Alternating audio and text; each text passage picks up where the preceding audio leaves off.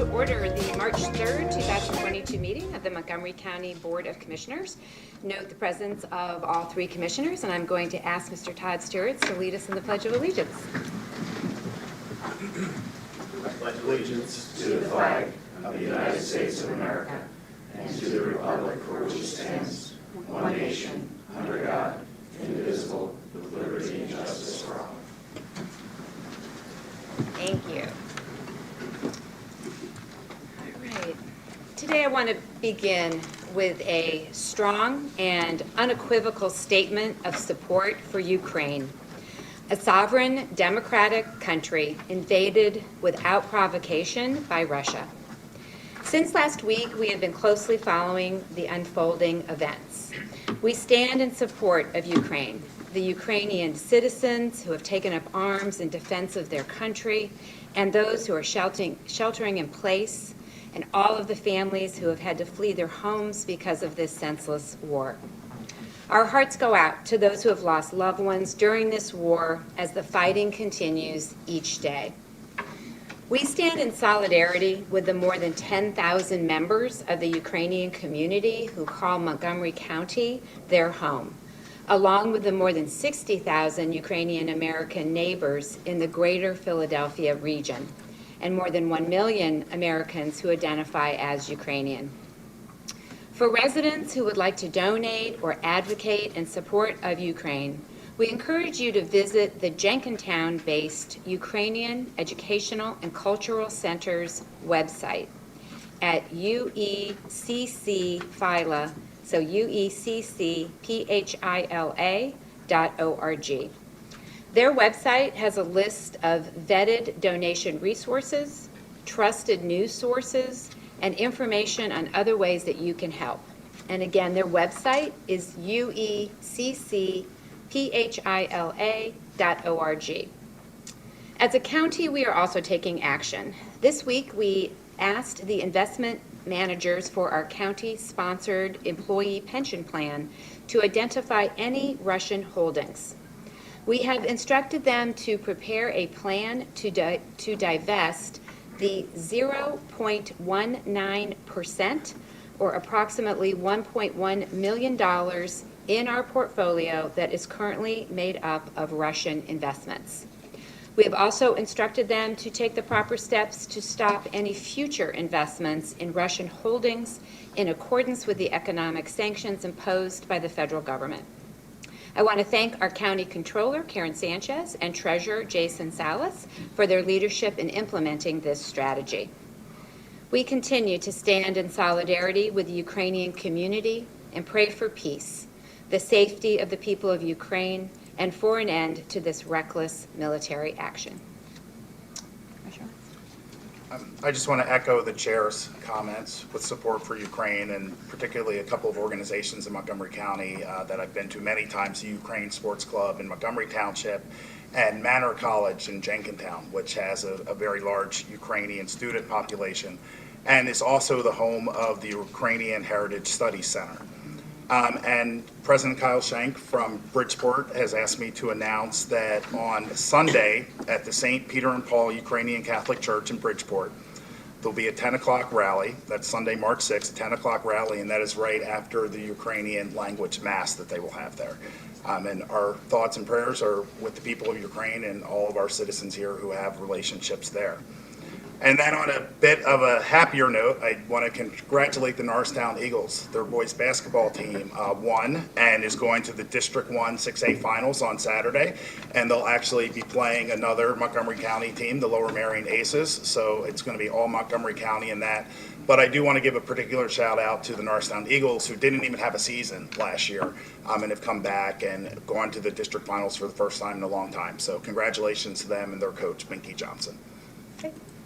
I'd also like to mention, as you heard, there is a significant population of Ukrainian American families here in Montgomery County, and our prayers go out to them during this difficult time, and it's tragic what's taking place in that region of the country. And I also like to mention it's nice to see everybody's face with no mask on. This is long overdue, And at this point, I'd also like to urge that we lift the weekly PCR COVID-19 testing for unvaccinated county employees.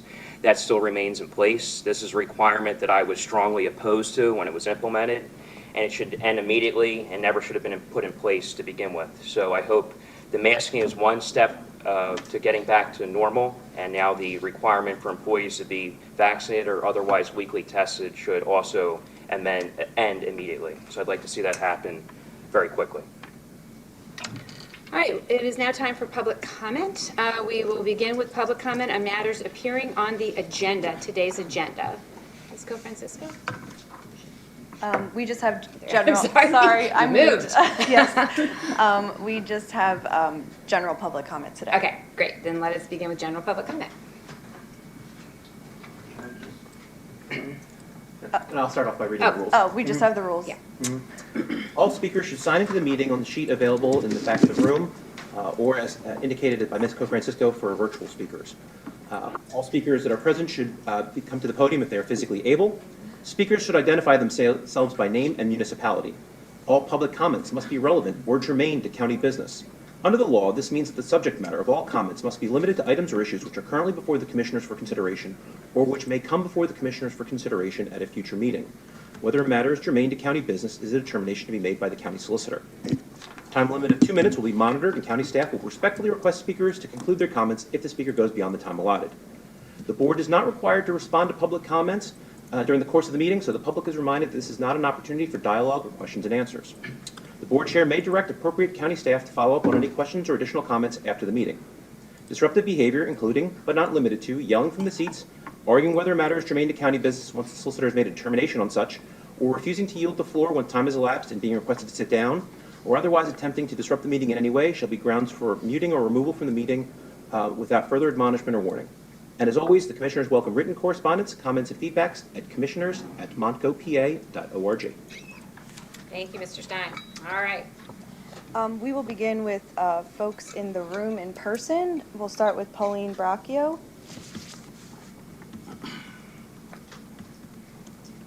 Good morning, my name is Pauline Braccio, and I am from Tomlinson Township.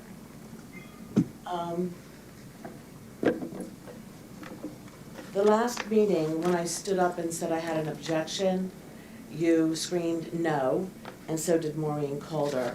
So I thought perhaps I should bring this to you so you can see it, and you can have this copy if you need it.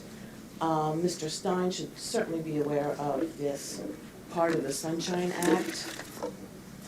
It is 710(1)C, and it reads, objection. Any person has the right to raise an objection at any time to a perceived violation of this chapter at any meeting of a board or council of a political subdivision or an authority created by a political subdivision. You denied me my right to object. And Valerie, you've broken so many rules and laws and amendments already, not just to me, but to other people as well. And I think that perhaps your solicitor should have a period of time with you where you can go over this and also find out what are the remedies. So what could I do to you? Well, fortunately I can do something, but I would have to complain to the Court of Common Pleas, which are all your friends. So that would get me nowhere, as what's in the courts now is getting me nowhere, because all of you are corrupt and in bed with each other. So I just think that you should actually learn what the rules really are, because your general public comment rules are written by Mr. Stein. He said that twice under oath, and they are also incorrect. But since I'm running out of time, I'll bring that up next time. Thank you. Okay, let's go, Francisco. Next, we have Pat Druin. Good morning. Morning. I'm Patrick Druin. I'm with Montgo Hunger Solutions, a department within Share Food Program, and I'm here to just comment on the release of potential RFP for the infrastructure program for developing our food and anti-hunger apparatus in the county. And I think this is really great. It's been a long time coming. I want to thank the commissioners for having gone forward with this. We've been talking about it through multiple administrations, and it's happening now. I also want to thank Barbara O'Malley for her work in being able to put this together through all the visioning process and Build Back Better. And we're just really happy this is happening. So on behalf of everybody who's hungry now and is going to be hungry in the future, we're going to be able to reduce that. This is what infrastructure is about, and thank you. Thank you, and thank you for all your work during the pandemic. Okay, we'll move to those on Zoom. So again, if you are logged in through Zoom, we just ask that you use the raise your hand feature to indicate that you have public comment. First, we will go to Joan Parsons. You can now unmute yourself. Yes, good morning. Good morning. We can hear you. Yeah, okay. First of all, my prayers are to the Ukraine community. I hope when they have this rally in the next few days that they have signs to represent open the Keystone Pipeline. If the Keystone Pipeline is open, Putin will be crushed. We all know it, but our administration refuses to do this. I would like to speak to everyone, but especially to Commissioner Gale. The PCR tests that were sent home that were free from the government contain sodium oxide. You can look it up. You can do like I did. I went into the box and I saw the vial, and then I went and I also read about the children are getting a hold of these. They could be drinking the solution. It's poison. Everyone needs to investigate what they received in the mail, and I'm hoping that the people will throw them out. The PCR test that's given to millions of people from the government is wrong. People are going to die from it. People are going to get sick from it, and children are going to get a hold of it. There is no warning labels on that box. Nothing. I'm going to ask you can you please make your comments relevant to matters that are before the commissioners? Oh, well, I did. Commissioner brought up the PCR test. Why Yeah, but can't it's I not. talk to him? But the tests are not something that is distributed by the county. No, but the people in our county are getting them. Okay, so here we go. Everything, the mask, the school closing, the businesses closed, was always determined by the numbers of COVID cases and deaths. You either got COVID from COVID or of COVID. Determined what the counties did to us. Deaths on the top. Anyone, I guess what I want to say is that early on treatments, and we all know that was never done. Ivermectin is widely used for scabies and other conditions off-label.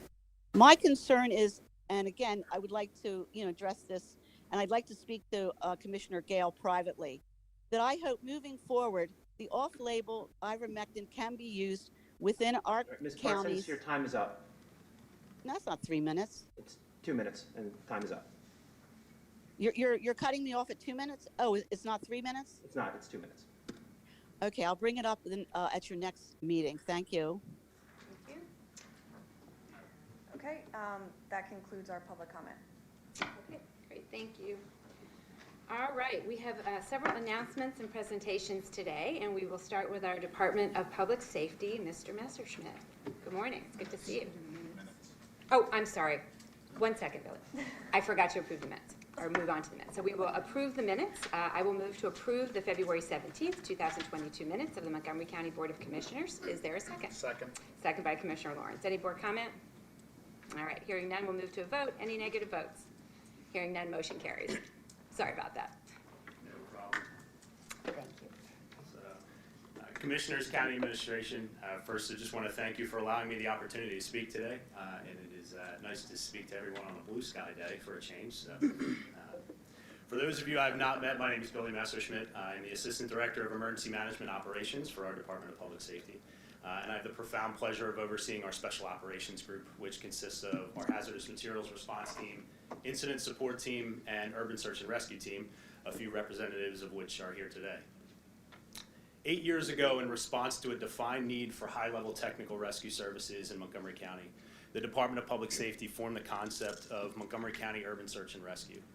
12 volunteers, armed with a small cache of specialized equipment and a box truck, worked tirelessly to build a technical rescue response asset that could assist municipalities in Montgomery County on incidents such as structural collapses, rope rescues, confined space rescues, trench rescues, and water rescues.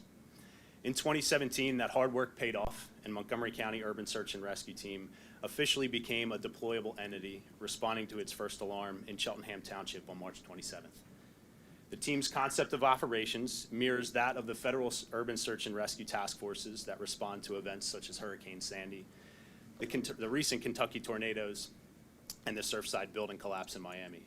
In fact, 8 of our rescue specialists are also members of federal urban search and rescue task forces. Today, under the leadership of Task Force Leader Joe Dishler, the 27 members of Montgomery County Urban Search and Rescue train over 1,500 hours per year on every aspect and discipline of technical rescue. From water rescue to tower rescue, our team maintains the highest level of capability and training to serve the residents and visitors of Montgomery County. Our team is constantly evaluating threats and trends to ensure we are adequately prepared to respond to any type of disaster. In the days prior to Hurricane Ida, our urban search and rescue team leadership, along with county emergency management staff, began gathering information and intelligence on potential effects of the storm. We considered historical flooding events and limited access municipalities to best plan how we could serve countywide.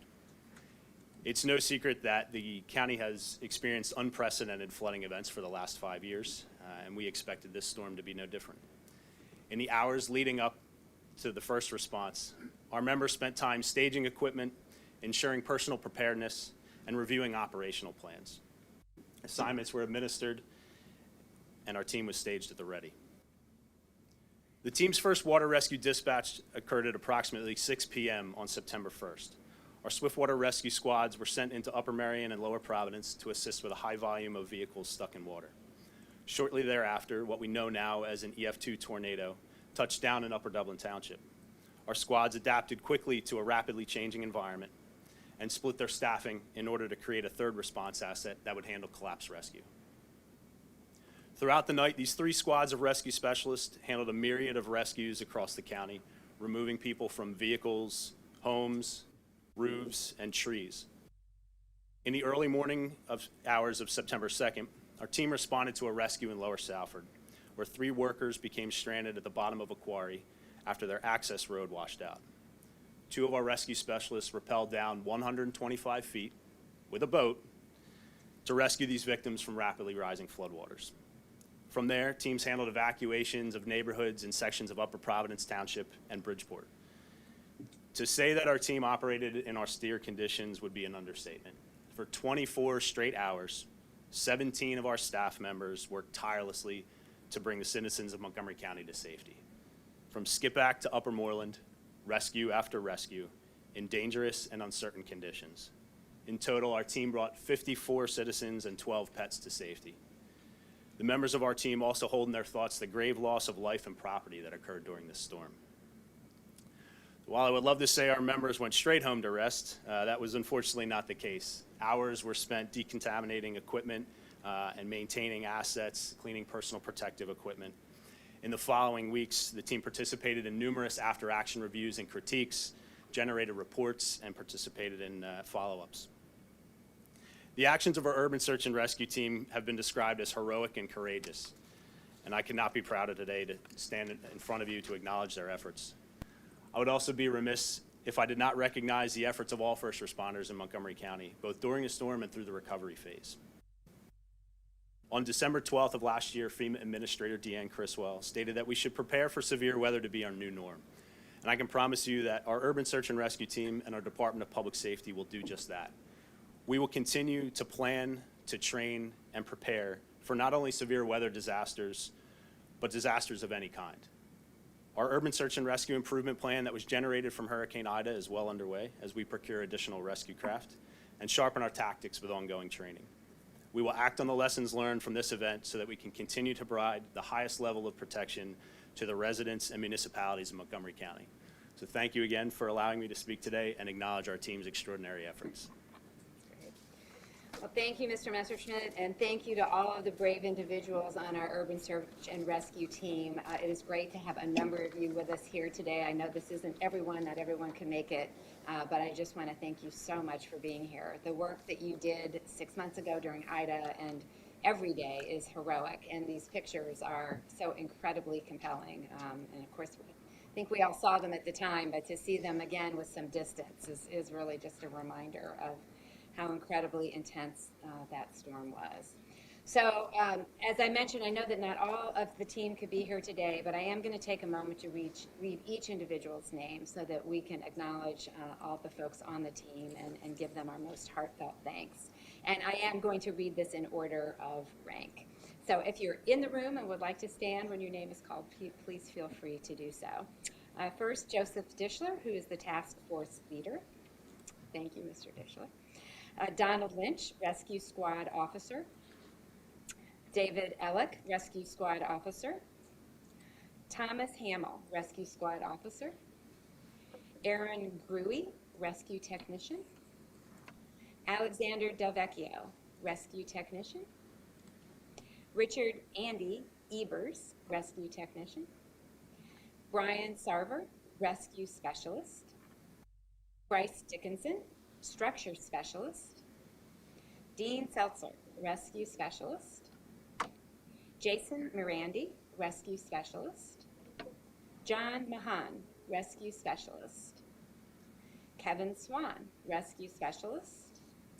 Michael McMahon, Rescue Specialist. Robert Caravojano, Rescue Specialist. How'd I do? Great. Close? Okay, good. Thank you. Ryan Overberger, Medical Specialist. And Thomas Brown, Canine Specialist, and his dog, Memphis. Did I wasn't there. You got them all. Okay, just wanted to make sure I didn't miss anybody. So can we just give these folks a round of applause?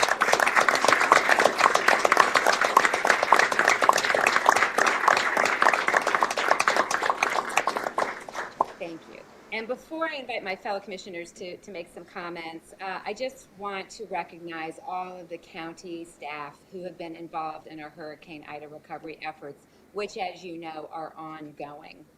To date, the county has spent roughly $3.5 million in Hurricane Ida support to help victims across our community.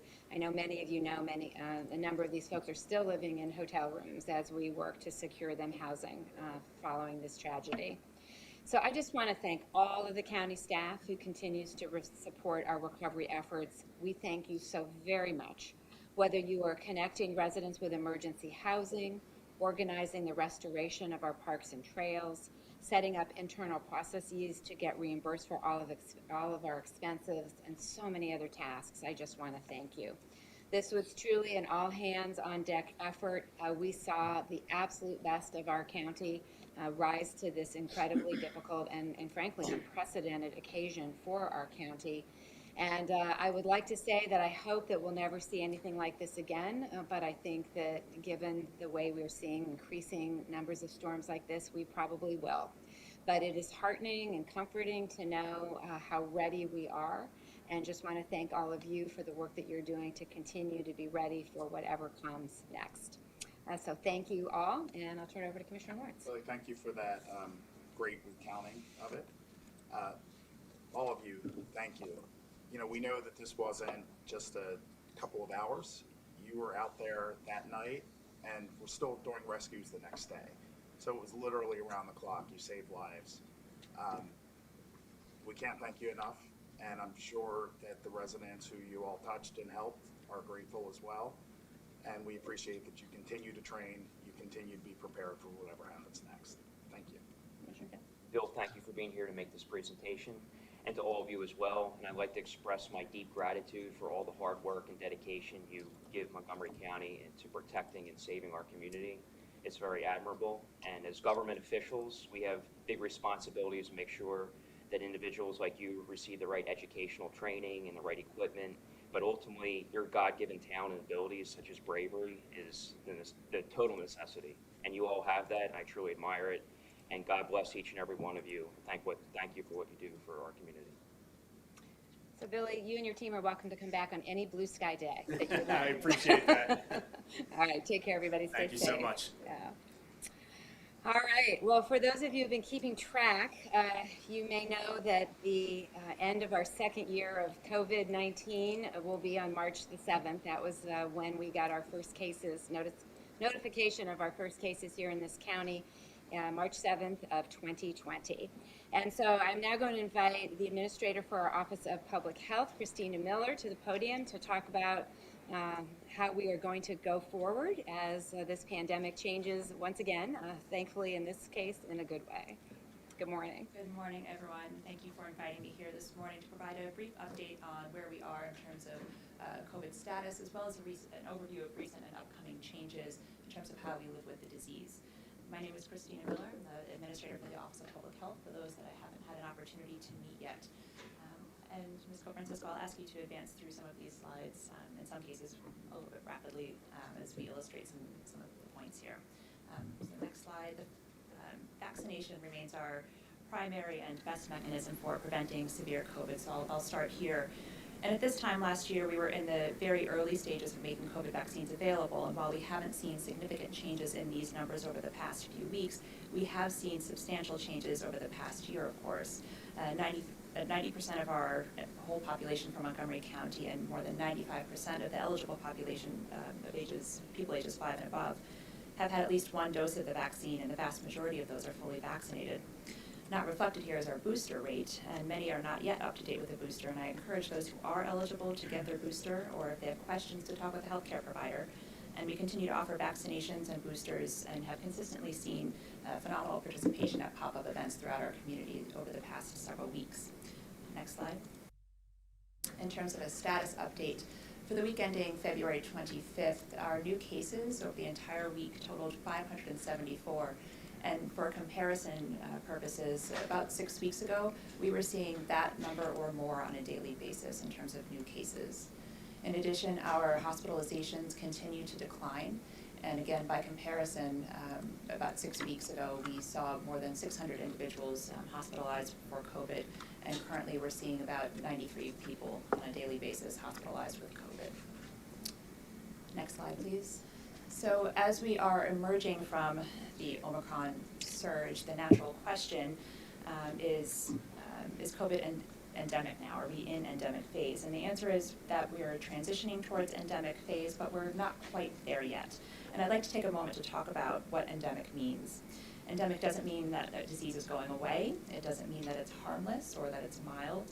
It actually means that it has a consistent presence in a population, and that there's a usual prevalence or a consistent pattern, a predictable pattern within a geographic area. Ask for the next slide. So we've seen somewhat of a predictable pattern in terms of a respiratory illness. During the winter months, we tend to see a little bit of a spike or a large spike, as we did this past winter, in terms of new cases. Next slide, please. But we've also seen spikes in cases outside of that normal seasonal respiratory virus or respiratory illness pattern. Next slide, please. And if we look at just the past 6 months, we've seen the Delta variant, which impacted us in what would be considered outside of a normal respiratory illness season, followed by Omicron, with a significantly higher level of transmissibility than we've previously seen, and that caused significant and widespread disruption for much more than a month. Next slide, please.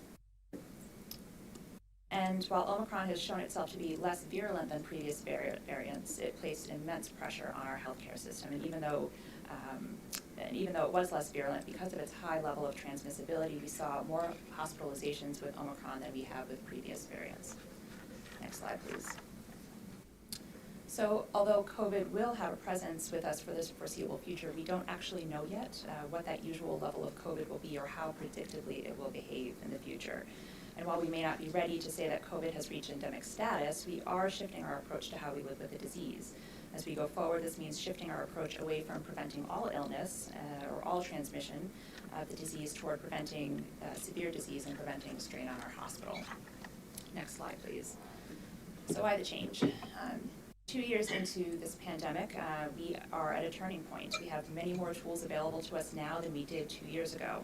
And these are the tools that will allow us to manage how we interact with the virus going forward. Vaccination, again, remains our first line of defense and best strategy for preventing severe illness, and we know that individuals who are up to date with their vaccines are at significantly lower risk for severe illness and death. And when we are feeling sick, testing is now widely available and can inform how we proceed when we are sick. And in addition, when someone does test positive for COVID, we're now able to access medications that can prevent the onset of severe disease. Next slide, please. Accordingly, the CDC recently updated its framework for assessing COVID's presence in communities. The previous framework relied on transmission levels using incidence or new cases per 100,000 of population and the percent of PCR tests that were positive. Those community transmission indicators don't reflect the full scope of transmission because they don't capture at-home tests, and they also can't differentiate between mild and severe disease, and they don't reflect strain on the healthcare system. The CDC's new framework uses a combination of indicators to understand the spread and severity in a community. Incidents using PCR and antigen tests delivered at point of care, again, not at-home tests, can tell us when COVID is on the rise in a community, and new cases, or new COVID admissions, and the percent of staffed inpatient beds occupied by individuals with COVID-19 can tell us how severe the virus is. So to use this framework, we begin with the incidence to determine whether we're looking at the top 2 rows or the bottom 2 rows, and then we use the remaining numbers to determine what category or level we're in. Ask for the next slide. So using our current situation, we are currently at 126 cases per 100,000 of the population, so that's below 200,000. And our new COVID admissions is at approximately 11 per 100,000. Next slide, please. And the percent of staffed inpatient beds occupied by individuals with COVID-19 is at 4.6% or below 10%. Next slide, please. So using the higher of those 2 numbers, we are currently in the medium level of COVID-19 for Montgomery County. Next slide, please. If we saw a spike in hospital admissions, for example, that would tell us something has changed, and that should inform our decision-making about mitigation measures. So if we applied those same hospital level indicators, but we were above 200 cases per 100,000 of the population, we'd be at a high level of transmission. Next slide, please. The CDC's criteria and scientific rationale for selecting the indicators and benchmarks is available on its website. You can Google CDC COVID-19 community levels to find that scientific rationale. But it's important to know that the CDC tested these indicators and benchmarks to see how this framework would have applied in previous surges, and they found that the indicators and benchmarks have strong predictive capability. In other words, they consistently provided an early warning for hospital strain 3 weeks following movement into the high level of transmission. So we know if we're in low, medium, or high, what should that inform?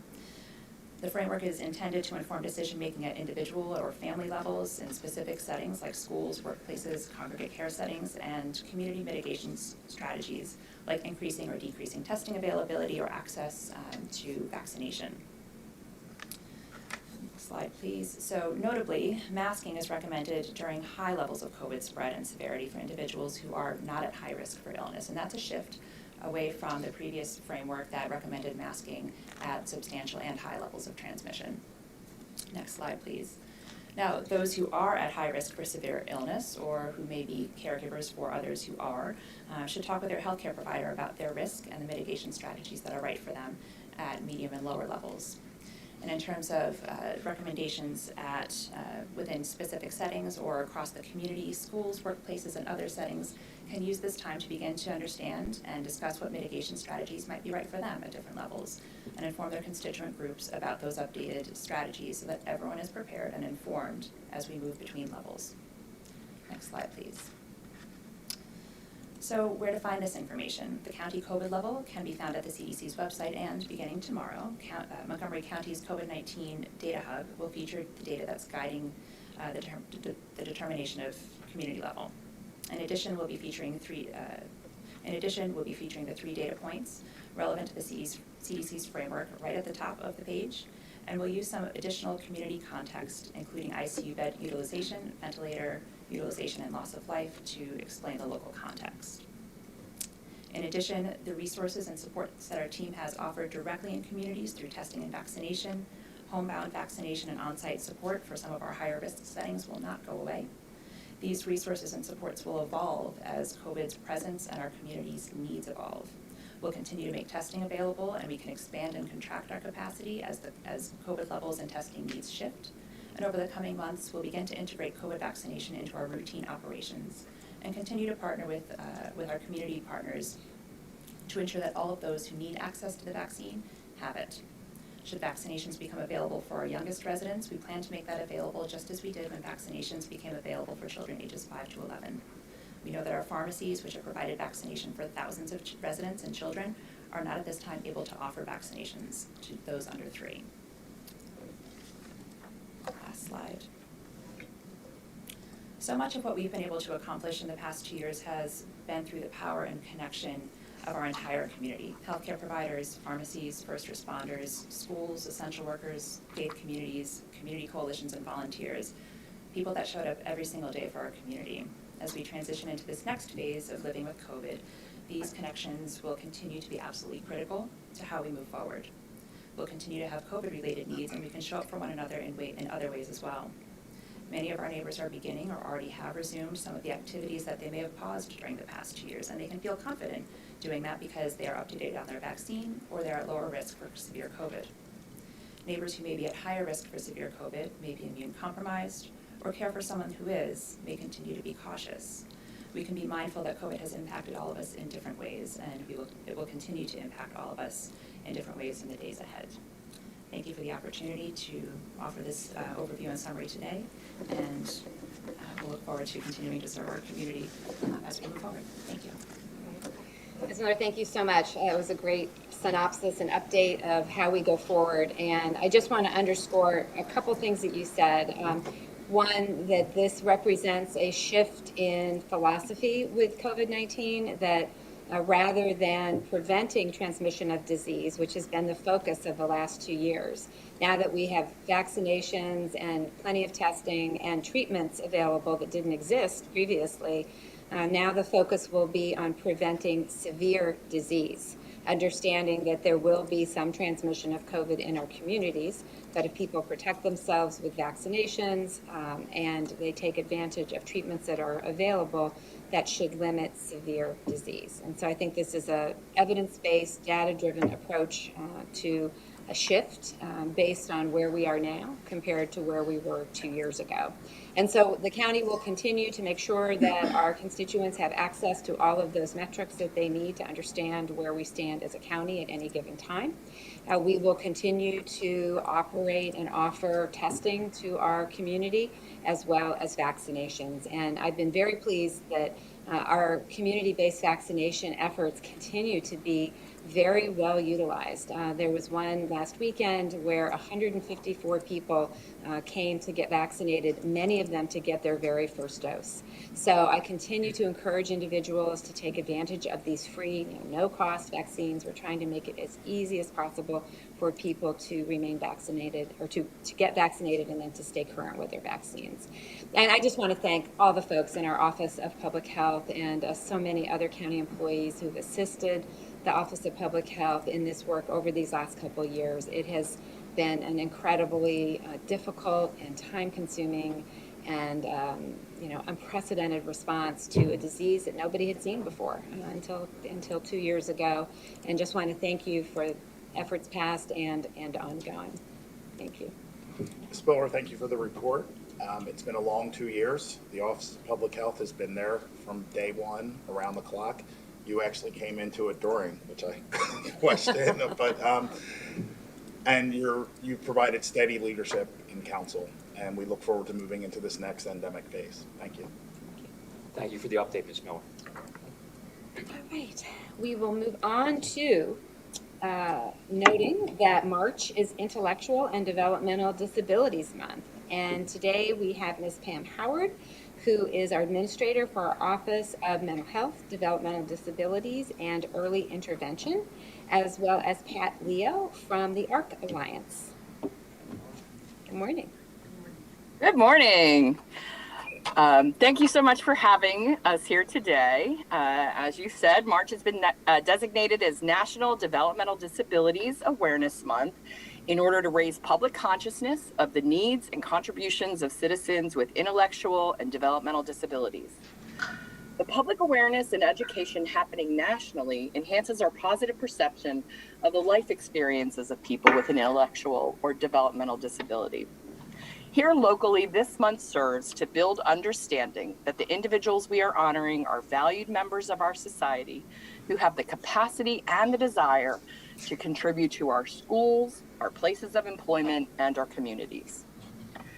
It's also a time to highlight the encouragement and support that enables families of individuals with intellectual and developmental disabilities to have high expectations for their loved ones, to have fulfilling lives that include meaningful jobs, true friendships, health, safety, and spiritual and social connections. Over 60% of the individuals we serve live with family members who provide a tremendous amount of support and care. Montgomery County serves over 4,000 adults and children through developmental, disability, and early intervention, providing supports and services to encourage those fulfilling, productive, and inclusive lives. I'd like to take a moment to acknowledge our Montgomery County Developmental Disabilities and Early Intervention staff. Under the leadership of Deputy Annetta McHale, our DD staff is dedicated to promoting that greater independence, choice, and opportunities. There are 148 individuals we serve who are living independently in their own residences. And our passionate EI staff creates the critical pathway for enhancing early learning and development for infants and toddlers with developmental delays. On behalf of our entire team, I want to extend our deep appreciation to our partners who provide service, the direct support professionals and early interventionists who have continued through the most challenging of times their mission of providing assistance, support, and guidance to families and their young children and adults to build skills necessary to become independent and participate in meaningful community life. The pandemic has created tremendous difficulty, but providers have worked so very hard to continue to meet the needs of the individuals that they serve. March is also a time to create awareness for the continued need for advocacy, for increased state resources, to be able to meet the needs of all of our residents with developmental disabilities who need services. It is so important to reach out and to connect with legislators about the need to increase funding that enables us to provide these services. I, on a personal note, also always look forward to celebrating the activities and achievements of people in Montco with developmental disabilities. I listen to stories of people who have bravely taken on challenges and gotten more involved in our community. They took a music lesson, they got a new job, they do volunteer work, they joined a softball team. It can be even small achievements, like a gentleman who became more verbal, who really began to engage with staff in a new home that he lived in. People make mats for people who experience street homelessness, participate in activities in their church. And usually it's this time of year I find that I step back and kind of say to myself, using an old school term, Pam Howard, what are your extracurricular activities looking like? And I usually end up trying something new or doing a little bit more of something I love. But what I really love is that I'm inspired by the people that we're providing services to. So I'd like to thank you, commissioners, for allowing me to be here today to recognize Developmental Disabilities Awareness Month. We encourage individuals and families who have not yet connected to our office to contact us to learn more about supports and services we can offer. And we welcome community members to join us at our monthly DD committee meetings to network with other families and providers and to learn about our programs and gather resources. More info can be found through Montgomery County's website on the Health and Human Services webpage or by calling our office directly at 610-278-3642. Thanks so much. Thank you, Ms. Howard. Ms. Leo. Hi. Good morning. Good morning, Commissioners. My name is Pat Leo, and I'm with the ARC Alliance here in Montgomery County. And as Pam Howard said, we are all very grateful. This has been a tough year for all of us, more so for individuals with disabilities. And Montgomery County, the commissioners, the administration, has worked very hard to ensure that individuals with disabilities in the community have been able to be contributing and participating members in their community with the appropriate supports and services. And it's been a tough year. So we thank you on behalf of the ARC Alliance and all the individuals that you support for their services and support, and also for the recognition of March being Intellectual and Disabilities Awareness Month. I thank you. Ms. Leo, just for folks who may not be as familiar with the ARC Alliance as we are, could you just describe for folks who are listening what the ARC Alliance does in our community? Sure. So the ARC Alliance has been in service since 1950 here in Montgomery County, and we provide services and supports for individuals throughout their life for individuals with intellectual developmental disabilities. We provide early intervention services for children birth through 3, and Pam also mentioned those services through the Office of OCDL, Early Childhood or Early Learning, and it has to do with therapies provided in their home to help them with either disabilities or developmental delays that they may have experienced from birth, with physical therapy, occupational therapy, speech and language, nutrition, whatever therapies that they may need. And they are in the community, in their homes, their daycares, could be at a playground, at a restaurant needed. And then we also provide supports coordination services for children 3 throughout their life. Supports coordination works with services for anyone receiving services through the Office of Developmental Programs, having an intellectual developmental disability or autism.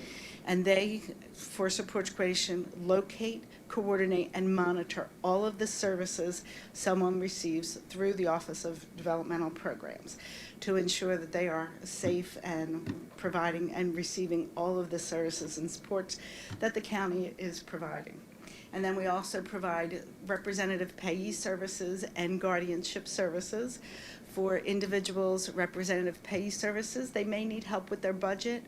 So we receive their Social Security benefits. We make sure that their basic needs are met, their rent, food, clothing, and then we work with them to be on a budget. And that's for individuals that just need some help with budgeting. And then guardianship services for individuals that the courts have determined are incapacitated, not able to make independent decisions on their own, accept information, process it.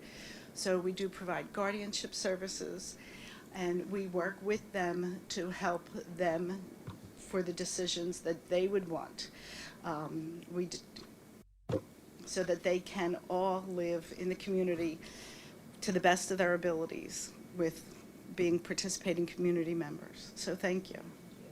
Well, I thought it was so important that people understand the depth and the breadth of the work that you do together with our Office of Intellectual Disabilities and Developmental Disabilities, and how it is a lifelong commitment, for many individuals, and that the importance of funding these programs adequately is critical, and that what you all have been able to do, really, frankly, without enough resources, has been extraordinary over these years. And just want to thank both of you publicly for the work that you did during this pandemic. You had to pivot quickly to doing things in a way that you couldn't have imagined before, with folks that, in many cases weren't particularly tech savvy, or, couldn't do some of the other things that were the sort of relatively easy pivots for others.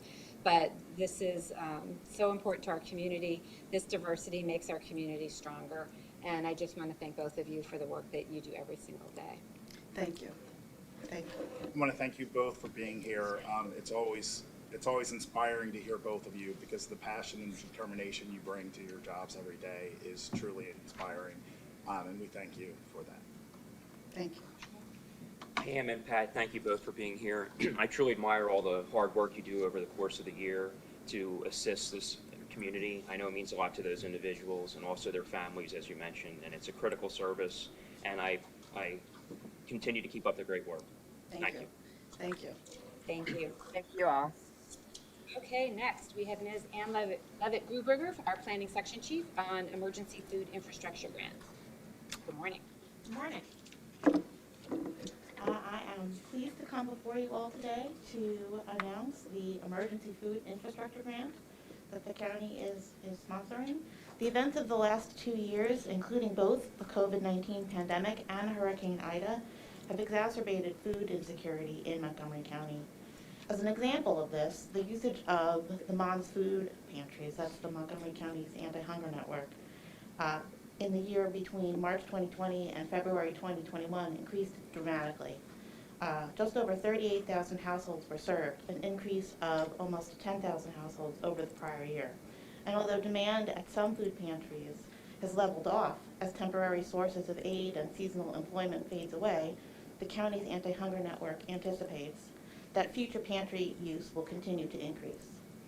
But with distribution delays, a drop-off in large-scale food donations, increased food prices, and continued high demand for food resources, there's more work to do to fund large-scale improvements to the way we're able to distribute food. The county has put a significant amount of funds into the emergency food network during the ongoing pandemic. $3 million was dispersed to many emergency food providers in coordination with the MON to pay for wholesale food, operating equipment, and facility renovations. What the county does not have, as Pat alluded to before, is a larger distribution hub for the emergency food organizations. So today we are announcing that the county is making grant funds available for the large-scale acquisition of warehousing space to support the creation of an emergency food distribution hub.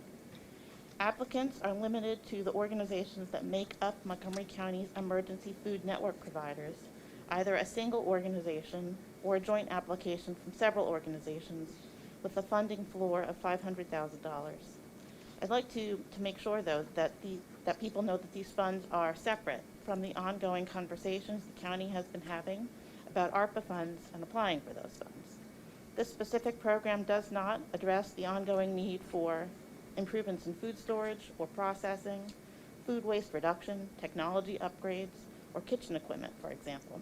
Though I do encourage applicants with these needs or the needs in related areas to consider applying for ARPA funds. This will be a program with a quick turnaround. The grant application will be finalized and a link will be provided online on the Planning Commission's website on next Friday, which is March 11th. Applications will be due Monday, April 18th. Questions during the application process can be directed to me, but we will put more information online in the next week. Thank you. Thank you. Okay. All right, thank you. This sounds like a great step and much needed step forward for the county. Thank you very much. All right, we will move on to resolutions. Mr. Hartman, there he is. Good morning. We have an authorization to accept a regional trails program grant for the Trail Junction Center. Yes, good morning. Thank you for having me. Thanks, Kelly. This project relates to a grant award we received in 2017 from the DVRPC Regional Trails Program to fund the preparation of architectural and engineering construction documents for the Trail Junction Center in Norristown. And just as a reminder of where this structure is, it's in the red circle on this slide. It's at the intersection of DeKalb and Lafayette Street in downtown Norristown, right across DeKalb from the SEPTA parking garage. Zooming in, this is a shot from the same angle with DeKalb on your left, Lafayette Street at the top of the drawing, and the parking garage to your left. And then the last slide is just a conceptual drawing that we did last year in the Planning Commission about how this building might be used in terms of office space and flex space and possibly a public restroom, serving as a resource for the community as well as trail users. It is at the intersection of where the Chester Valley Trail will meet the Schuylkill River Trail. The Schuylkill River Trail is at the bottom of the drawing, and the trail that comes into it from the top of the drawing then drops down is the Chester Valley Trail that's currently under construction. So this is a really important nexus point within the county and Norristown, and so it's a very important location. In 2017, Planning Commission staff requested $100,000 in RTP funding to complete the architectural and engineering services for the renovation of the Trail Junction Center. DVRPC responded to our request with a grant award of $100,000 through its Phase 5 of the Regional Trails Program, and there was no county match requirement. For a variety of reasons, progress on advancing this effort following the grant award was delayed until just this past year, and in September of 2021, the county released an RFP seeking consultant services to provide the architectural and engineering services. In December of 2021, the county awarded the contract for these services to Seiler and Drury Architecture, which is a firm based right here in Norristown, about 3 blocks from where the Trail Junction Center sits. And we understand the contracting process and other conditions required to accept and incur the costs related to these planning grant dollars. The county agrees to perform the services, and comply with the requirements specified in the draft agreement between DVRPC and the county, the related scope of work, and the budget proposal, and the standard articles of agreement for William Penn Foundation Regional Trails. Yvonne Montgomery of the County Solicitor's Office has reviewed the draft agreement and has no objections to it. And therefore, today we're requesting your authorization to enter into the agreement with DVRPC for receipt of the $100,000 grant for the architectural and engineering services related to the renovation of the Trail Junction Center. Great, thank you. I will move that the proper county officials, in accordance with the authority conferred by law, subject to the approval of the county solicitor, are hereby authorized to enter into an agreement with the Delaware Valley Regional Planning Commission for receipt of a grant in the amount of $100,000 for architectural and engineering services for the renovation of the Trail Junction Center in Norristown. Is there a second? Second. Second by Commissioner Lawrence. Any board comments? Hearing none, we'll move to a vote. Are there any negative votes? Hearing none, motion carries. Thanks so much. Looking forward to it. All right, Mr. France, approval to advertise the creation of a joint authority for the Schuylkill River Passenger Rail. Good morning, Commissioners. Thank you for having me. I am excited to join you this morning and update both you and the general public on this exciting project, the initiative to restore passenger rail along the Schuylkill River corridor to our communities, as well as into Berks County and Chester County. This rail line would have major stops in Pottstown, Phoenixville, and Norristown, in addition to Reading. And the potential for other stops are out there as well. Today I'll be presenting the formal action associated with the creation of a new authority that will help move this project forward. But I'm also going to start with a little background and update on, again, what the initiative entails with a brief overview of the process that has led us here. Next slide. This is a project that is not new to us. It's been in the works for about 20 years, and 40 years ago there actually was rail service along this corridor, for those who remember. But it has been a goal to get it back. We've had it in our county comprehensive plan. We've had it in the comprehensive plan before the current plan. Likewise, our neighbors, Chester and Berks County, have had it in their plans, the Regional Planning Authority, DVRPC, as well as the state rail plan. So it's definitely been in the works, but the timing and the issues confronting it have never gelled in a way that they are now. I'll go to the next slide. About a year ago, this really took up momentum.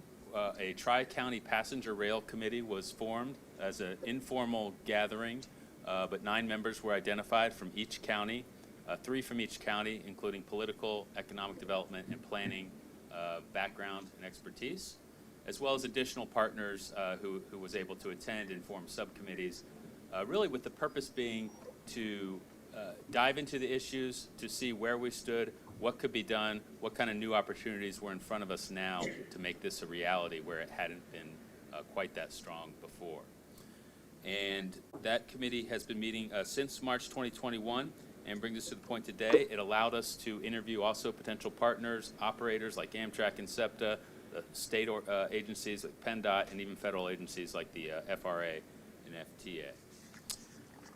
On that committee, Commissioner Ken Lawrence was co-vice chair, and I was fortunate to serve as well as director of the Planning Commission, and David Zellers from the county's Commerce Department as director as well. Next slide. This is just an image from the PennDOT study of rail for Reading to Philadelphia, which was released at the end of 2020. Again, it was good timing. Not only this study, but several others came out around that time that really illustrated the potential and the feasibility that this could be done, as well as the details that needed to be addressed. This map, I will point out, it does show some stops that are not guaranteed or certain to be in the ultimate service line, including Royersford and Valley Forge and ours, but it's certainly a target to aim for, and we'd see it as beneficial. But it gives you an idea, again, that running along the Schuylkill River and how it would affect our communities all along that important location within the county. Next slide. When we started with the committee work, it was determined early on that we felt we didn't think it was necessary to commit to a specific operator, obviously Amtrak and SEPTA being the likely candidates. But in talking and going through the issues, it became clear that Amtrak had many advantages, and even with the current situations of SEPTA, it made a lot of sense to move forward in a stronger position with Amtrak as a partner. They've released a nationwide plan showing intercity service from Philadelphia to Reading. It's actually been in previous plans of theirs, but with the talk of infrastructure during 2020 and 2021's adoption, they came full front and put this line into their plans as one of the new corridors that they wanted to focus on. Benefits from the bipartisan infrastructure law make it a further reality that $66 billion in appropriations between Amtrak and the FRA could go into providing up to 100% of the capital costs needed to restore this line for passenger service. They will be applying some of those funds to the backlog of state of good repair projects, but it's clearly a focus for them to restore and expand to new routes. I believe there's 30 routes identified throughout the country. They will unlikely be able to establish all 30, but we feel we have a competitive advantage and are excited by the prospects in our early talks with them so far. Obviously, Amtrak's already in the region, and that is to our benefit. We're experienced with dealing with them. One key aspect I do want to point out, they have some legal rights over privately owned freight lines, which Norfolk Southern owns the right-of-way and lines that currently exist where this service would go. While it doesn't guarantee that Amtrak can just step in and take over that, it does open the door and provide meaningful negotiation and partnership to figure out a way to conduct both freight and passenger rail along those lines. The last slide on there I do want to point out too, Amtrak has committed to establishing a preliminary bus service in the interim. This is not a replacement for rail, but they will be doing charter bus service from Reading to Philadelphia with one stop in Pottstown, and we're excited that's going to open up new opportunities for travel in the meantime as we work towards the goal of getting rail. Benefits of passenger rail are clear. I'm going to go very quickly. Transportation, obviously, a multimodal component. Bringing rail to this entire section of the county that doesn't currently have access is a huge benefit, and to both the population and the businesses that are along this corridor.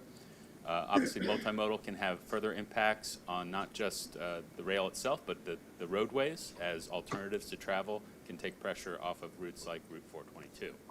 From an economic standpoint, the impetus that can come from development around new train stations is well known. We see a lot of TOD, transit-oriented development potential in those areas, and not even directly, but outside other employment centers will benefit knowing that passenger rail can aid both their business and their residents. And equity, finally, is also a very important issue. That map at the bottom of this slide, I believe that shows the census tracts that have low to moderate income populations of up to 50%. And you could look at the same map if you identified racial minority presence as well as home households that don't have car ownership. And so this is another aspect of bringing rail and transit service to areas where the population could really benefit from it. And we know that's a priority within the current administration, and brings us not only something to do that's right, but also a competitive advantage in looking at this line as compared to some possible other lines throughout the country. Next.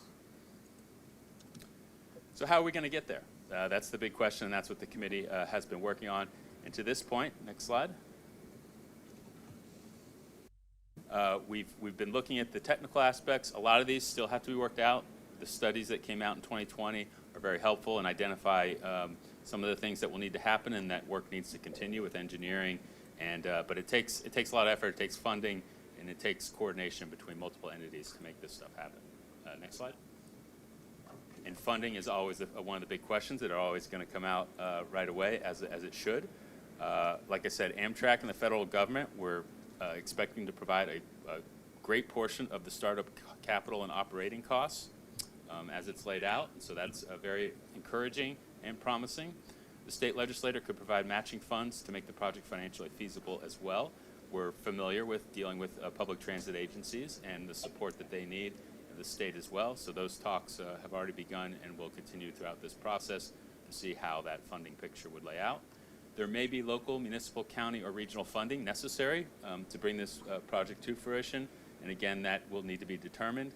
We hope that there's new mechanisms through Harrisburg that can aid this pursuit in the future and capitalize off of the economic benefit that will come from the rail line.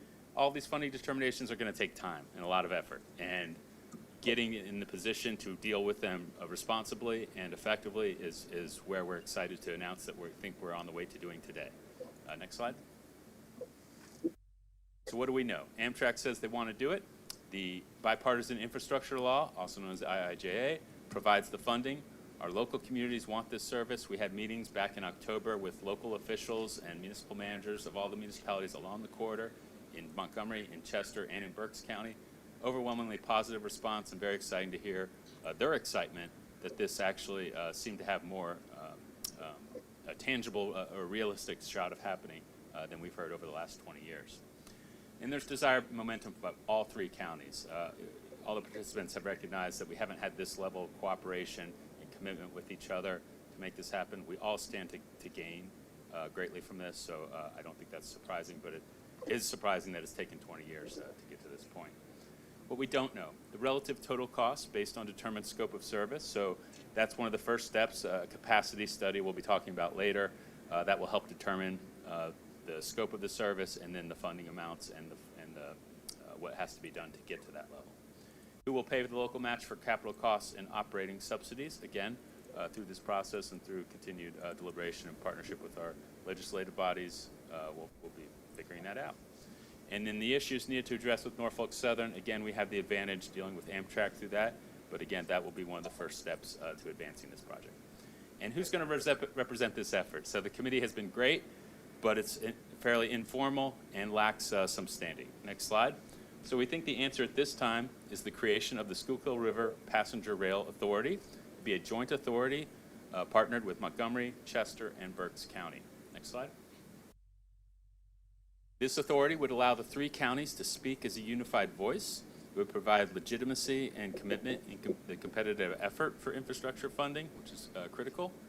And it would create an able entity to accept and distribute funds once we get them in the effort to build and operate service. Improved, if not necessitated facilitation with Norfolk Southern and Amtrak.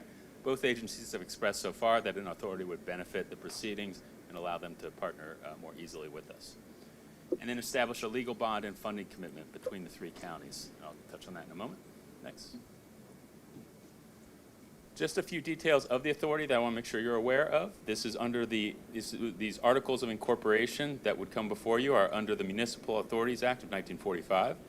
And I want to read out the draft articles which states the purpose of the authority. A, planning for the operation, maintenance, and funding of inter-county passenger rail services in Berks, Chester, and Montgomery County.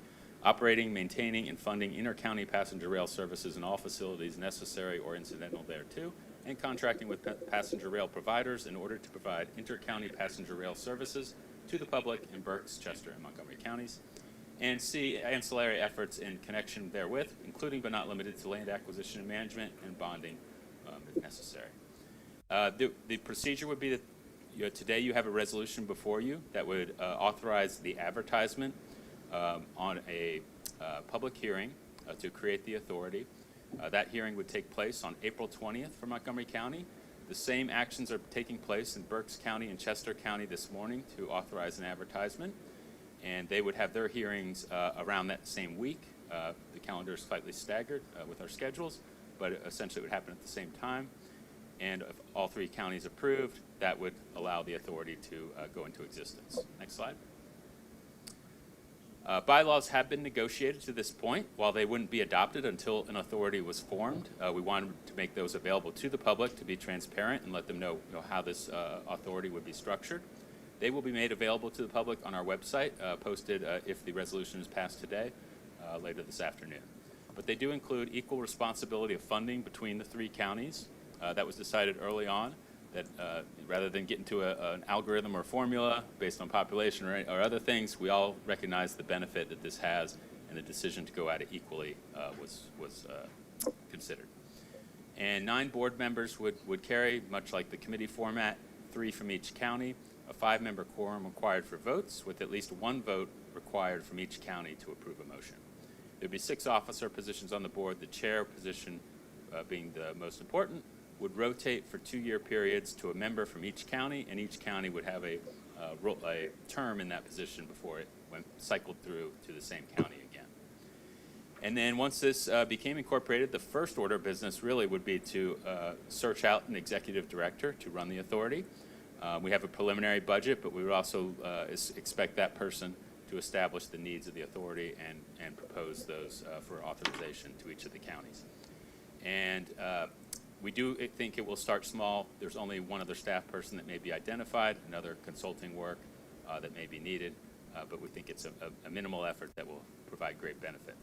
And finally, there is a 3-year sunset option established just to, as good government, we think, allows the opportunity for each county to take a second look 3 years from now, see if everything's going all right, and have the choice of whether to continue the effort or not.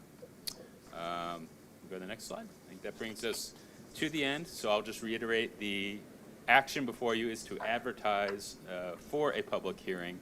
We'll have a 30-day review period. We'll go longer than that in actuality, with a public hearing scheduled for April 20th. I'll take any questions.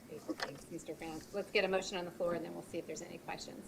I will move that the proper county officials, in accordance with the authority conferred by law, subject to the approval of the county solicitor, hereby authorize the advertisement of a public hearing to be held for residents of Montgomery County to consider a comment on the creation of the Schuylkill River Passenger Rail Authority by Montgomery County, Chester County, and Berks County. Is there a second? Second. Second by Commissioner Lawrence. Any board comment or questions for Mr. France? I do have a comment.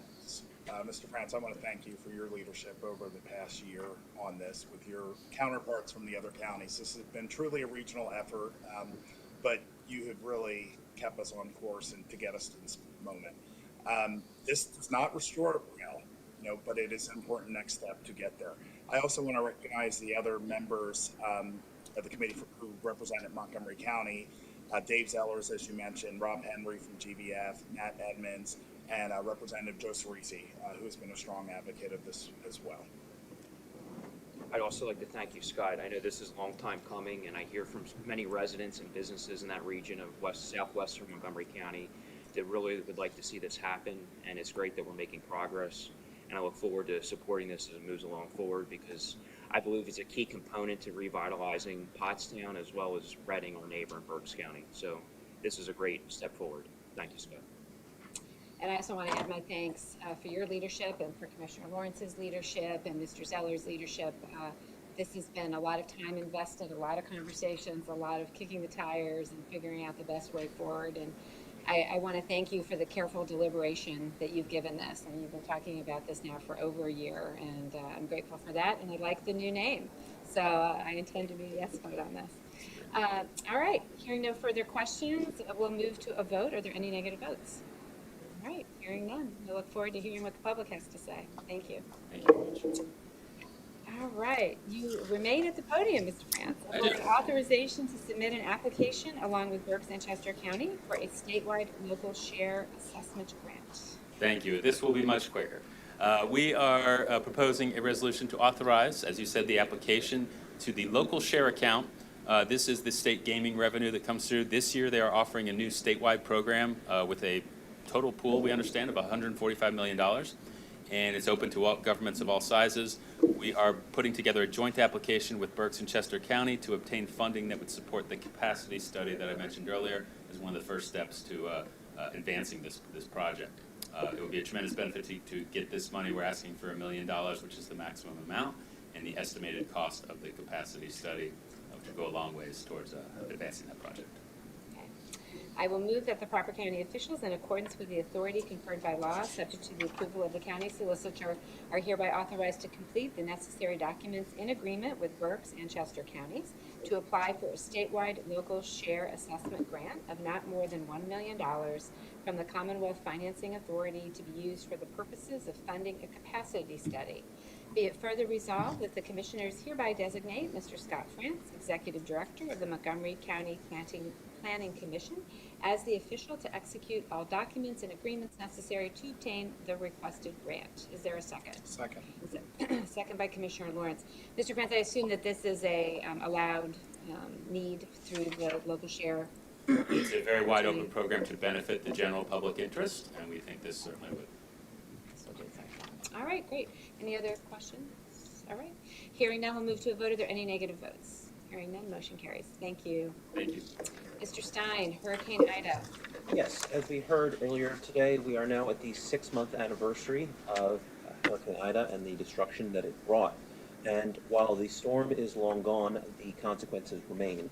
Montgomery County continues in its cleanup efforts, as well as our efforts to take care of those individuals that were displaced during the storm. In the immediate aftermath, commissioners adopted an emergency declaration in conformance with the Pennsylvania Emergency Management Services Code. Those declarations allow for us to act quickly to spend resources in order to assist in the cleanup and relief efforts. Those declarations last for 60 days, so after the original, we've extended it twice.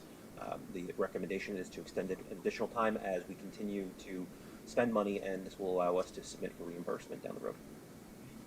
Thank you, Mr. Stein. I will move that we, the undersigned commissioners of Montgomery County, pursuant to the provisions of Section 7501 of the Pennsylvania Emergency Management Services Code as amended, do hereby declare the existence of a disaster emergency in Montgomery County. Be it further resolved that we direct the Montgomery County Department of Public Safety to coordinate the activities of the emergency response, to take all appropriate action needed to alleviate the effects of this disaster, to aid in the restoration of essential public services, and to take any other emergency response action deemed necessary to respond to this disaster emergency. Is there a second? Second. Second by Commissioner Lawrence. Any board comment? Hearing none, we'll move to a vote. Are there any negative votes? Hearing none, motion carries. Next, we have a commissioner's appointment to the Montgomery County Parks, Trails, and Historic Sites Advisory Board. I will move that Mr. Paul Rutherford be appointed to the Montgomery County Parks, Trails, and Historic Sites Advisory Board for a term to begin immediately and to expire on March 3rd, 2026, and to serve at the pleasure of the county commissioners and in accordance with the current duly adopted bylaws. Is there a second? Second. Second by Commissioner Lawrence. Any board comment? Hearing none, we'll move to a vote. Are there any negative votes? Hearing none, motion carries. Next, we have a commissioner's appointment and reappointment to the Montgomery County Transportation Authority. I will move to appoint Lydia Gross for a term to begin immediately and to expire on December 31st, 2025, and to appoint Kathy Farrell and to reappoint Jeff Guzzi for terms to begin immediately and to expire on December 31st, 2026, to the Montgomery County Transportation Authority, and to serve at the pleasure of the county commissioners and in accordance with the current duly adopted bylaws. Is there a second? Second. Second by Commissioner Lawrence. Any board comment? Hearing none, we'll move to a vote. Are there any negative votes? I'm a negative vote. Okay. Then the motion, I assume, Commissioner Lawrence, you're an aye? I'm an aye, so the motion will carry. Next, Ms. Pardieu. Good morning. Good morning, Commissioners. You should have in front of you the final copy of the Commissioners' Department's personnel list. It is a 3-page document dated Wednesday, March 2nd, 2022, with a timestamp of 4:21 p.m. All positions have been reviewed and accounted for and are presented for consideration. Thank you. I will move to approve the March 3rd, 2022 personnel presentation as given by Director of Human Resources, Ms. Donna Pardieu, and to authorize the proper county officials to execute the same. Is there a second? Second. Second by Commissioner Lawrence. Any board comment? Hearing none, we'll move to a vote. Are there any negative votes? Hearing none, motion carries. Thank you, Ms. Pardieu. Ms. O'Malley. Yes, we have a bid on behalf of Assets and Infrastructure for a road replacement and repair program. The successful responder will provide removal and replacement of roadway pavement and related items for the 2022 and 2023 term. Contract will be awarded to the lowest responsible bidder. 2, an RFP on behalf of Assets and Infrastructure for engineering services for a maintenance building. The successful responder will provide architectural and engineering services for the design of a 1-story maintenance building located in the Lower Perkiomen Valley Park. Contract will be awarded to the highest rated responder. 3, an RFP on behalf of Health and Human Services for transportation services. The successful responders will provide transportation services for individuals in need to and from predetermined locations. This service may be needed for residents impacted by natural disaster, persons released from custody from the Montgomery County Correctional Facility or mental health programs, and those mandated for services required by the county. Contracts will be awarded to the highest rated responders. 4, RFP on behalf of Health and Human Services Office of Housing and Community Development for monitoring services. The successful responder will monitor subrecipient compliance with all eligibility, spending, and reporting requirements of the federal and Commonwealth rules related to the Emergency Rental Assistance Program. Provider will develop a monitoring plan, schedule, tools, checklists, and rubrics. Contract will be awarded to the highest rated responder. 5, RFP on behalf of the Planning Commission for a feasibility study. The successful responder will provide an advanced feasibility study for the Cross County Trail East in Plymouth and White Marsh Townships. Contract will be awarded to the highest rated responder. All RFPs and bids are available on the county's purchasing website at www.montcopa.org/purchasing. Thank you, Ms. O'Malley. I will move to approve the preceding request for the advertisement of a bid and RFPs as described by the Deputy Chief Operating Officer, Ms. Barbara O'Malley, and to authorize the proper county officials to execute the same, subject to the approval of the county solicitor. Is there a second? Second. Second by Commissioner Lawrence. Any board comments? Hearing none, we'll move to a vote. Are there any negative votes? Hearing none, motion carries. Awards of contract for the county. 1, contract award, assets and infrastructure engineering, Micro Bagel International of Fort Washington, PA, $366,141.40. Contract provides an engineering firm to perform the required engineering, environmental permitting, and construction consultation for the replacement of County Bridge number 269, Easton Road over Sandy Run in Abington Township. RFP 2136 was viewed by 36 firms with 6 responses received. Contract is awarded to the highest rated responder. 2, contract award, assets and infrastructure, engineering, Whitney, Bailey, Cox, and McNanny, LLC of Wayne, PA, $270,984.28. Contract provides an engineering firm to perform the required engineering, environmental permitting, and construction consultation for the replacement of County Bridge number 56, Rice's Mill Road over branch of Tacony Creek in Cheltenham Township. RFP 2137 was viewed by 36 firms with 13 responses received. Contract is awarded to the highest rated responder.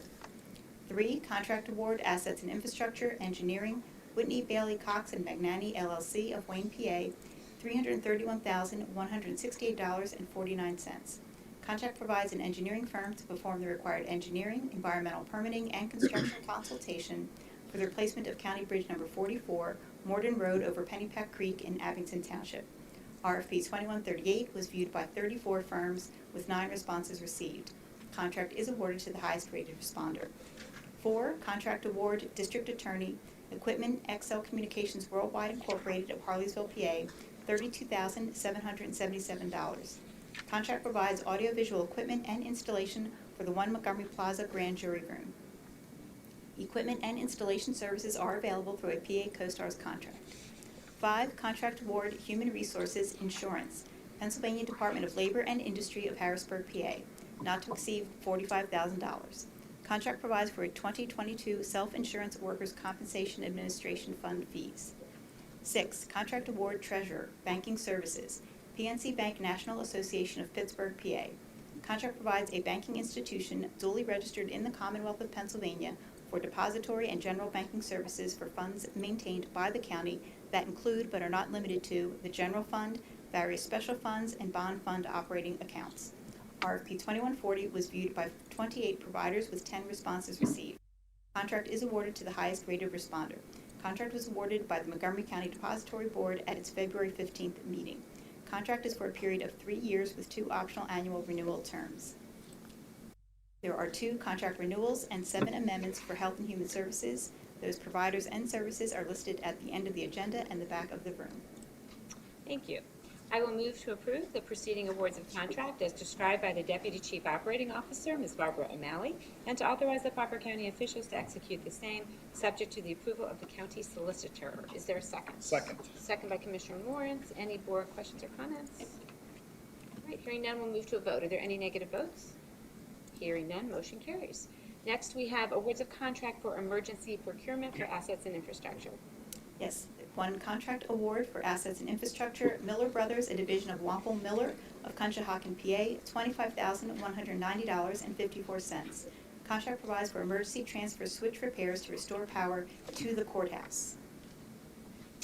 Thank you. I will move that an actual emergency existed as defined by Section 1802B of the County Code, thereby permitting the County of Montgomery, through its Chief Clerk and Chief Operating Officer, to enter into such contracts without meeting the requirements of Section 1802 of the County Code. as may be required to restore and maintain heat at the Montgomery County Courthouse. Be it further resolved that the proper county officials, in accordance with the authority conferred by law, subject to the approval of the county solicitor, are hereby authorized to enter into a contract with Miller Brothers, a division of Wampole Miller of Conshohocken, Pennsylvania, for an emergency transfer switch repair to restore electrical power to the courthouse for a cost of $25,190.54. Is there a second? Second. Second by Commissioner Lawrence. Any board comment? All right, hearing none, we'll move to a vote. Any negative votes? Hearing none, motion carries. Next, we have awards of contract for assets and infrastructure for the Justice Center. Yes. 1, contract award testing services, Molino LLC of York, PA, $192,970. Contract provides for Montgomery County Justice Center performance mock-up testing services. RFP 2201 was viewed by 14 providers with 3 responses received. Contract is awarded to the highest rated responder. 2, contract amendment, assets and infrastructure, engineering services, GCA Environmental Incorporated of Lansdale, PA, $25,000. Original contract provides geotechnical engineering services for the courthouse in relation to the Justice Center project. Amendment provides additional consulting and testing services due to unforeseen conditions not previously documented. Thank you. I will move to approve the preceding awards of contract as described by the Deputy Chief Operating Officer, Ms. Barbara O'Malley, and to authorize the proper county officials to execute the same, subject to the approval of the county solicitor. Is there a second? Second. Second by Commissioner Lawrence. Any more comment? Hearing none, we'll move to a vote. Are there any negative votes? Negative vote. Hearing no other negative votes, motion carries. Next, awards of contract for Hurricane Ida. Yes. 1, response services, assets and infrastructure engineering, Rummel Kleppner and Call LLP of King of Prussia, PA, $157,743. Contract provides design and engineering services for documentation of plans for Department of Environmental Protection required stabilization and restoration improvements for 2 county-owned sites that were damaged as a result of Hurricane Ida and debris removal work. I will move to approve the preceding award of contract as described by the Deputy Chief Operating Officer, Ms. Barbara O'Malley, and to authorize the proper county officials to execute the same, subject to the approval of the county solicitor. Is there a second? Second. Second by Commissioner Lawrence. Any board questions or comments? Hearing none, we'll move to a vote. Are there any negative votes? Hearing none, motion carries. Next, we have awards of contract for the Southeastern Pennsylvania Regional Task Force. Yes. 1, contract award installation services, Metropolitan Communications Incorporated of Eddystone, PA, $64,306.26. Contract provides the installation of video surveillance equipment for Delaware County. Services are available through a PA CoStarz contract.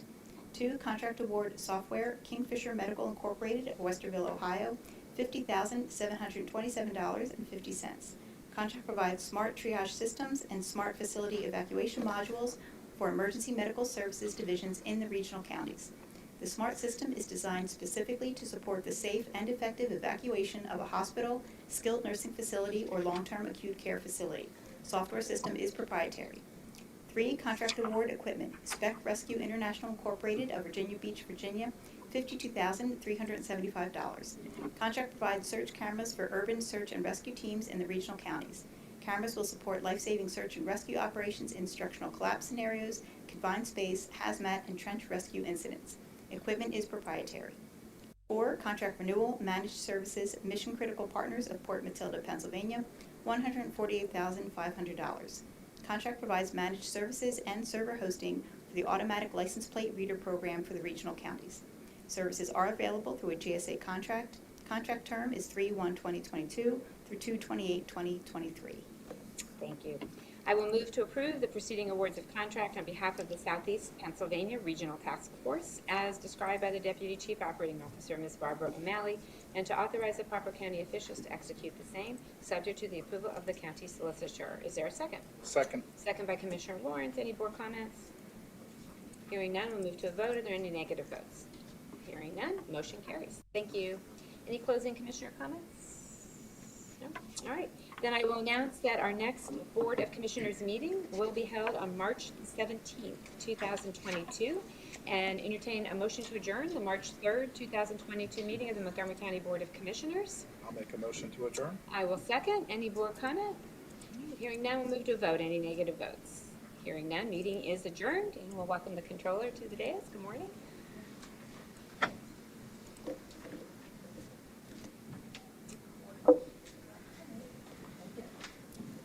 right. Ms. Co-Francisco, any public comment on salary board? No. Okay, great. Then Ms. Pardieu, you can proceed, please.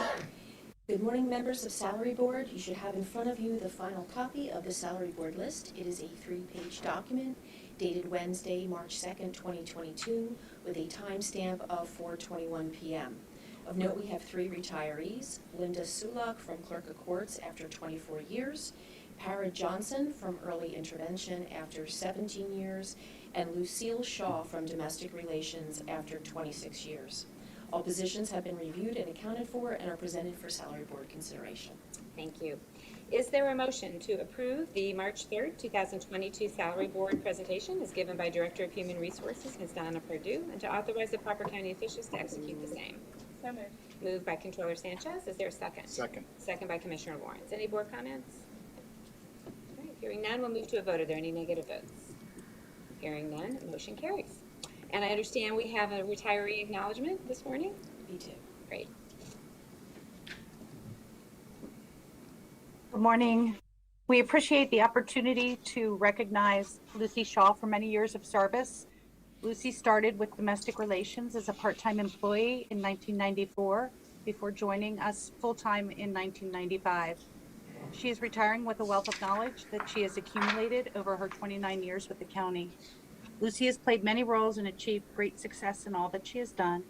She is respected within our office as well as our partner agencies with the Commonwealth of Pennsylvania and BCSC and Skidoo offices.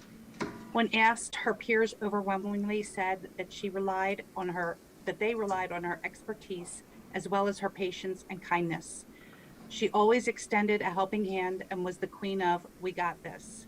Many considered Lucy their go-to person when they had financial questions. Lucy retires knowing that her contributions made a difference in the lives of families and an impact to her coworkers. We know her retirement will allow her to spend much needed time with her family and church and offer her the time and flexibility for volunteering in various other projects. Lucy will be missed by her domestic relations family. Thank you. Great, thank you so much. And we wish Lucy and all the other retirees a long and happy and well-deserved retirement. All right, with that, is there a motion to adjourn the March 3rd, 2022 meeting of the Montgomery County Salary Board? So moved. Moved by Controller Sanchez. Is there a second? Second. Second by Commissioner Lawrence. Any board comment? All right, hearing none, we'll move to a vote. Any negative votes? Meeting is adjourned. Thanks, everybody.